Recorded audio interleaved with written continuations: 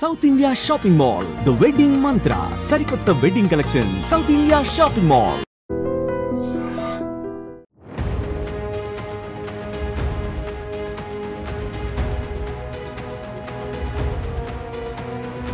వీటిని ఊరికి యాంగర్కి తగిలిచ్చి ఊరేసుకుందని చెప్పారు సార్. కింద కాళ్ళు ఆనుండి సెమిస్టర్లో 4 సబ్జెక్టులు ఫెయిల్ కావడంతో తీవ్ర మనస్తాపానికి గురైనటువంటి ఒక బీటెక్ విద్యార్థిని 19 ఇయర్స్ పరుచూరి ప్రగతి హాస్టల్లోనే సూసైడ్ చేసుకుని చనిపోయింది. ఇప్పుడు ఆమె మృతి తీవ్ర కలకలం రేపుతోంది. తూర్పుగోదావరి జిల్లా రాజనగరంలో విషాదకరమైన ఘటన అని చెప్పొచ్చు.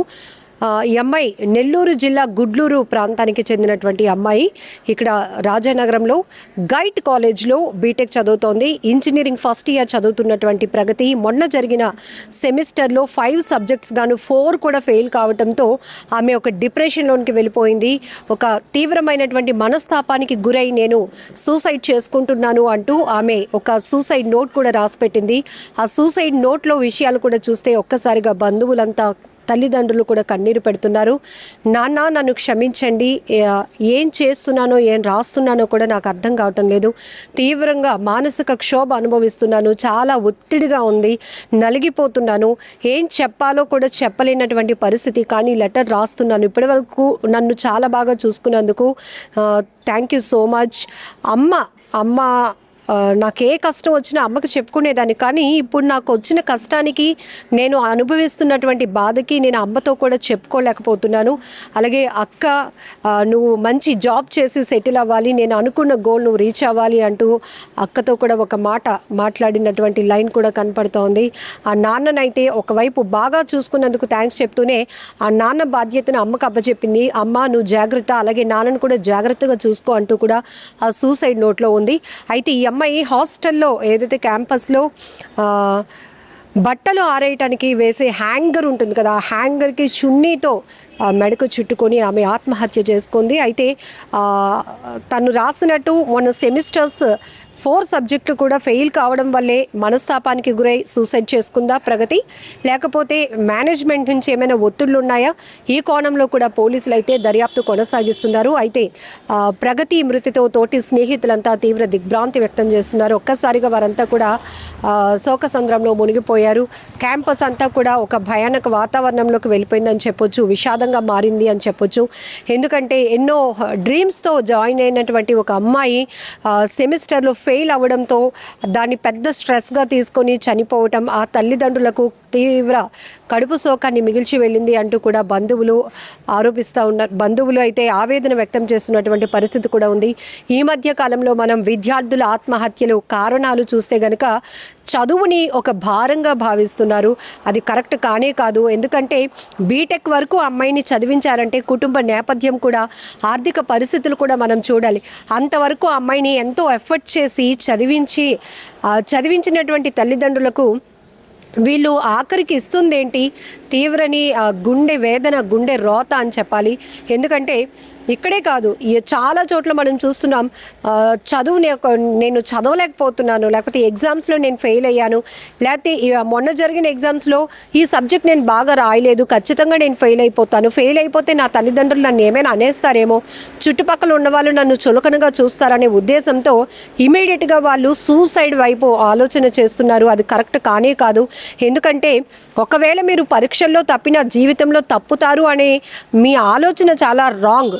ఎందుకంటే చాలామంది అసలు 10th కూడా పాస్ కాని వాళ్ళు, ఫెయిల్ అయిన వాళ్ళు కూడా ఈరోజు జీవితంలో చాలా సక్సెస్ఫుల్గా వాళ్ళు రన్ అవుతున్నారు, బిజినెస్ రన్ చేసుకుంటున్నారు, ఆర్థికంగా కూడా చాలా బలంగా ఎదిగిన వాళ్ళు ఉన్నారు.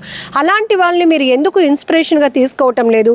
కేవలం మీలో మీరే మదన పడిపోతూ తల్లిదండ్రులకు మీ పెయిన్ చెప్పలేక, షేర్ చేసుకోలేక మీలో మీరే ఒత్తిడి, డిప్రెషన్లోనికి వెళ్ళిపోతూ ఇమీడియట్గా తనువు చాలించాలనే ఉద్దేశంతో సూసైడ్ చేసుకోవటం ఇది కరెక్ట్ కానే కాదు. ఇప్పుడు తూర్పుగోదావరి జిల్లా రాజనగరంలో కూడా ఈ బీటెక్ విద్యార్థిని ప్రగతి ఆత్మహత్య తీవ్ర కలకలం రేపుతోంది.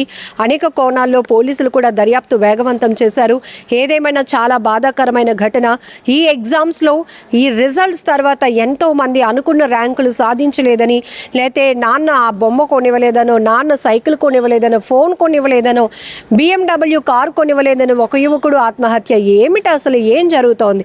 కనీసం మీరు ఇంతవరకు చదువుకుంటున్నారు, తల్లిదండ్రులు పడుతున్నటువంటి కష్టాన్ని ఎందుకు చూడలేకపోతున్నారు? వాళ్ళు మీపై పెట్టుకున్నటువంటి ఆశల గురించి ఎందుకు ఆలోచన చేయలేకపోతున్నారు? ఇంతవరకు మీరు ఎడ్యుకేషన్ కానీ లైఫ్ లీడ్ చేసిన వాళ్ళు ఒకవేళ మీకు చదవడం ఇష్టం లేకపోతే, చదవలేకపోయిన పరిస్థితిలోకి వస్తే, చదువు మీరు ఎక్కువగా పెయిన్గా స్ట్రెస్గా ఫీల్ అవుతుంటే ఇంట్లో చెప్పేసేయండి. చెప్పేసి ఇంకొక ఆల్టర్నేట్గా వాళ్ళ సజెషన్ తీసుకోండి. చదవము అనేంత మాత్రాన తల్లిదండ్రులు ఏం చంపేయరు కదా, ఎందుకు మీరు అలా సూసైడ్ చేసుకొని చనిపోవాలనుకుంటున్నారు? ఇలా ఎన్నో ప్రశ్నలు ఈ చనిపోయినటువంటి విద్యార్థుల్ని సంధించాలనిపిస్తోంది. ఎన్నో క్వశ్చన్స్ వేయాలనిపిస్తోంది. ఆ తల్లిదండ్రుల రోదన, ఆ కన్న తండ్రి, ఆ అక్క ఏడుస్తున్నటువంటి ఆ అమ్మ, ఆ గుండె రోదన వర్ణనాతీతం అని చెప్పాలి. అయ్యో బిడ్డ, నువ్వు చదవలేకపోతే మేమేం అనం కదా, నువ్వు ఫెయిల్ అయితే కూడా మేమేం అనం కదా బిడ్డ, ఎందుకు ఇలా చేసావంటూ వాళ్ళు ఏడుస్తున్న తీరు కూడా ప్రతి ఒక్కరిని కంటతడి పెట్టిస్తోంది. ఏమైనా ఈ మధ్య కాలంలో చిన్న చిన్న విషయాలకి కూడా సూసైడ్ చేసుకోవాలి, చనిపోవాలి అనే ఆలోచన చాలా బాధాకరమైన విషయం. ఇలాంటి ఘటనలపై మీరేమంటారో కూడా కామెంట్లో తెలియపరచండి.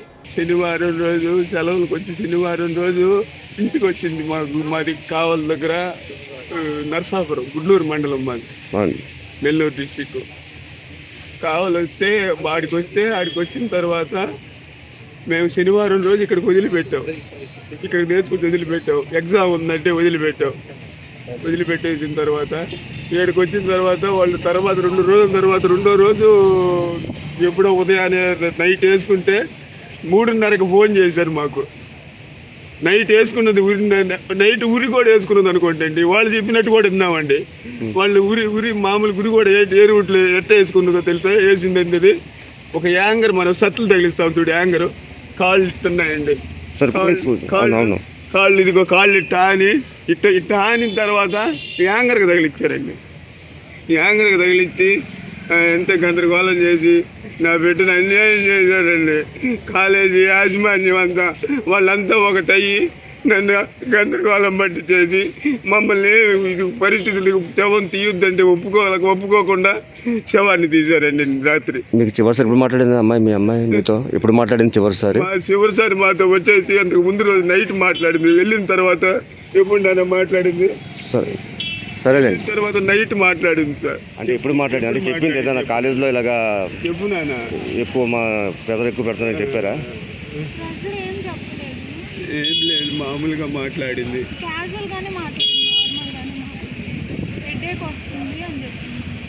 అచ్చా.